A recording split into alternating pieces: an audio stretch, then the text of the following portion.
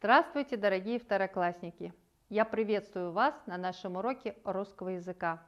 Приготовились к уроку, садитесь поудобней и прошу вашего внимания на урок. Что за буква? Кто узнает? Звука он не обозначает, может только показать, как согласную читать.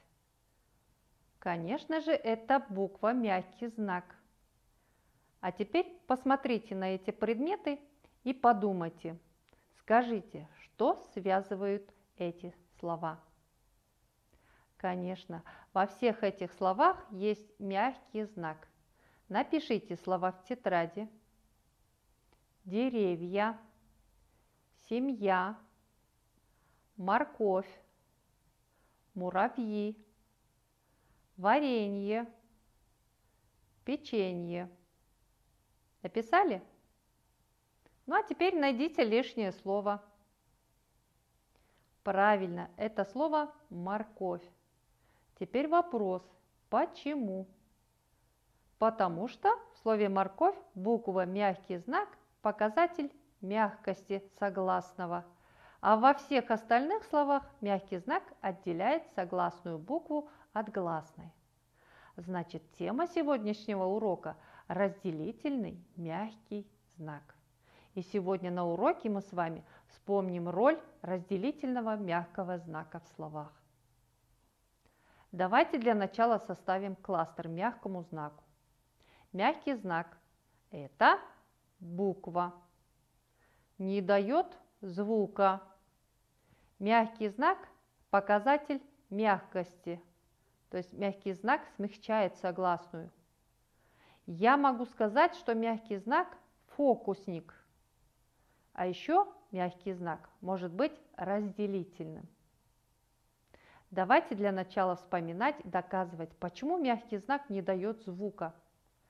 Для этого возьмем слово «конь» и сделаем звукобуквенный анализ.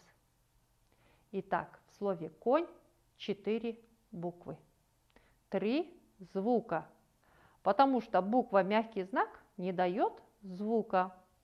В слове «конь» 2 согласных и 1 гласная. И так как в слове одногласная, значит 1 слог. А теперь вспомним, где мягкий знак – показатель мягкости. Читаем слова: уголь, ель, мель.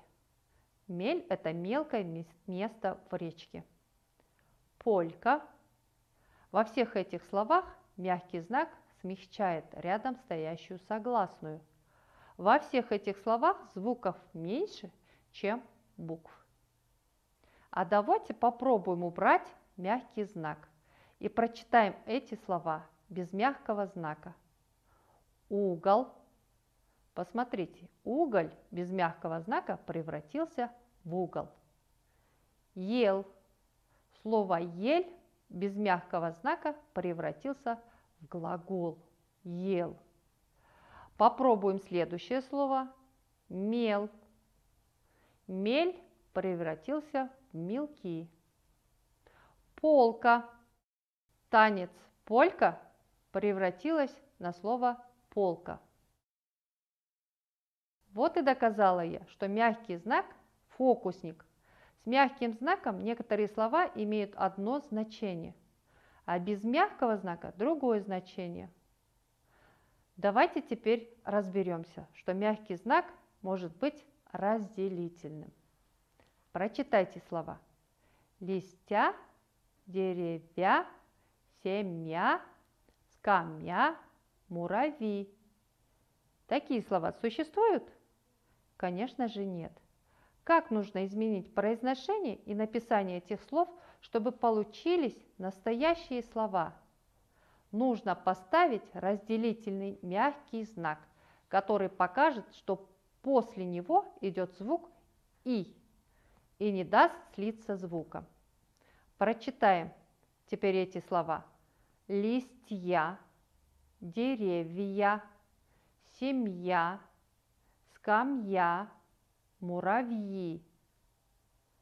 Вот теперь, ребята, нам уже ясен смысл слов. Обратите внимание, где пишется мягкий знак в словах. И обратите внимание, какую роль сыграл мягкий знак в этих словах.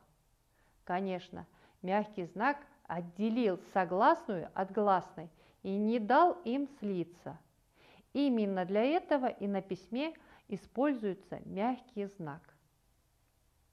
Разделительный мягкий знак пишется после согласного и перед гласными е, ё, ю, я, и. Эти гласные звуки после мягкого знака дают два звука – согласную и последующую гласную. Ие, ё, ю, я, и. Разделительный мягкий знак – это орфограмма, ребята. Давайте сделаем звукобуквенный анализ слова «семья». Посчитаем буквы. В этом слове 5 букв, а звуков тоже 5. Вопрос почему? Мы же вроде бы говорили, что мягкий знак не дает звука. Но не в этом случае, ребята. В слове «семья» мягкий знак разделительный, а разделительный мягкий знак, отделяя согласную от гласной, гласные после мягкого знака дают два звука – семья. Поэтому в этом слове 5 звуков. А теперь посчитайте согласные. В этом слове 2 согласных. Далее считаем гласные звуки. 2 гласные звуки. А так как в этом слове 2 гласных, значит в этом слове 2 слога. Как же не пропустить эту орфограмму в словах? Вот алгоритм правописания разделительного мягкого знака. Шаг 1. Произнеси слово. Шаг 2. Определи, есть ли в нем звук «и». Шаг 3. Определи, какие звуки слышатся до и после звука «и». Шаг 4. Если перед звуком «и» слышится согласный звук, а после гласный звук, то пиши разделительный мягкий знак. Если запомните этот алгоритм и будете его применять, то ошибок в правописании разделительного мягкого знака не будет. Давайте вспомним, как переносить слова с разделительным мягким знаком.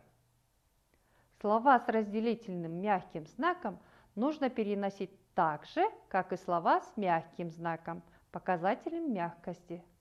Запомните, разделительный мягкий знак при переносе слова не отделяется от буквы, которая стоит перед ним. Например, при переносе слова «братья» часть «бра» мы оставим на строчке, а часть «тя» перенесем. При переносе слова «перья» часть «п» оставим на строке, а часть «ря» перенесем. Определите, какой мягкий знак записан в словах. Расставьте слова в соответствующий столбец таблицы.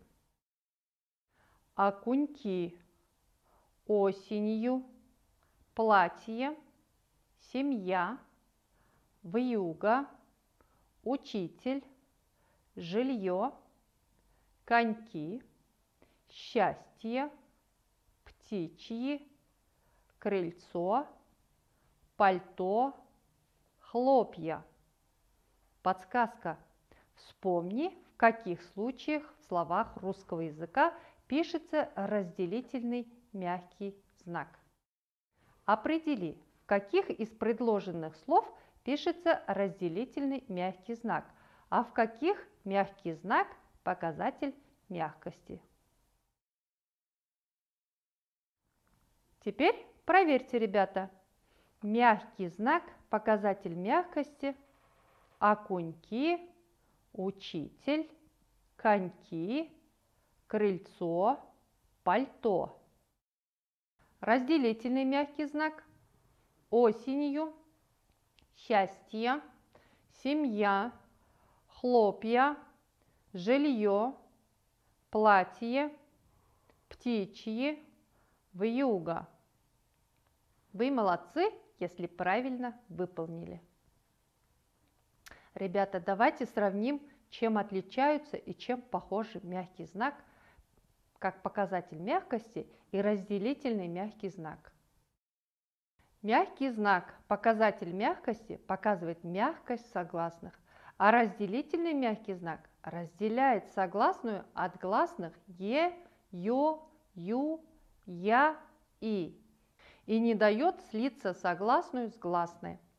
А что общего между ними? Да, это буквы. Молодцы. Ребята, зимой я ходила в лес и обнаружила следы зверей.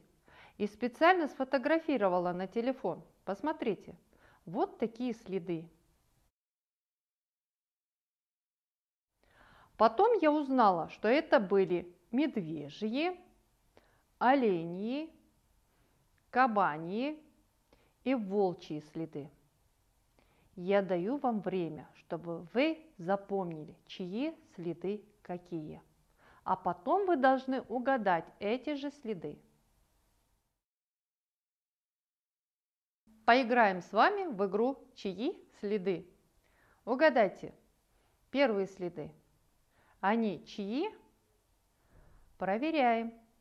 Они оленьи. Вторые следы. Это медвежьи следы. А это чьи следы? Это кабаньи следы. И последние следы – это волчьи следы. Обратите внимание на написание слов с разделительным мягким знаком и обратите внимание на вопрос «чьи?». Он тоже с разделительным мягким знаком. Слова, отвечающие на вопрос «чьи?», пишутся с разделительным мягким знаком. Ребята, а теперь я хочу познакомить вас с кое-кем, но называть сейчас его не буду. Вы посмотрите, какой он, и послушайте о нем. Это сумчатый зверек, обитает на острове Тасмания. Он размером со среднюю собаку.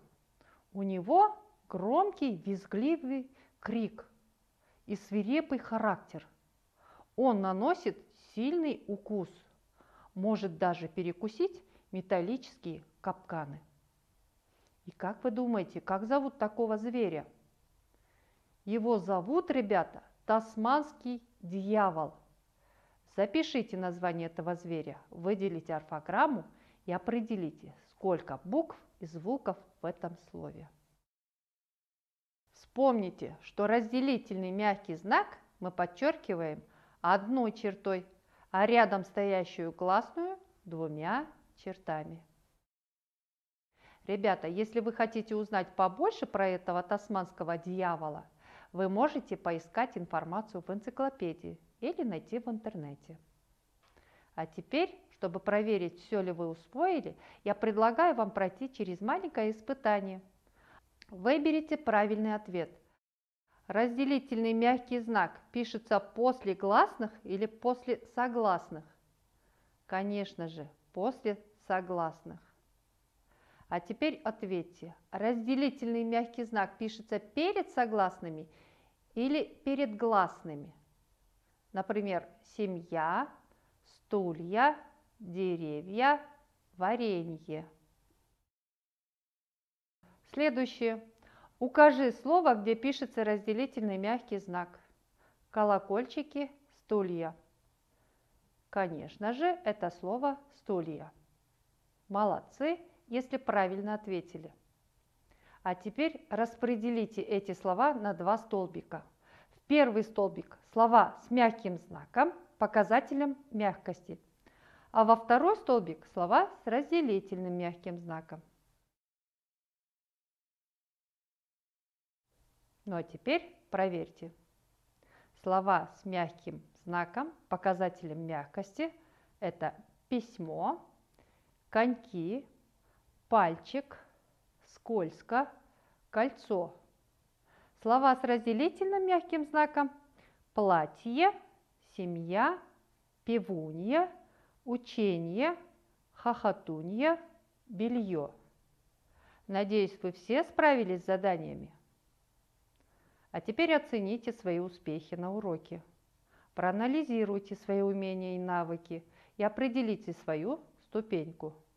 Вставайте на каждую ступеньку и поднимайтесь наверх пошагово. Ну а я прощаюсь с вами до следующего урока. Желаю вам удачи. До свидания, ребята.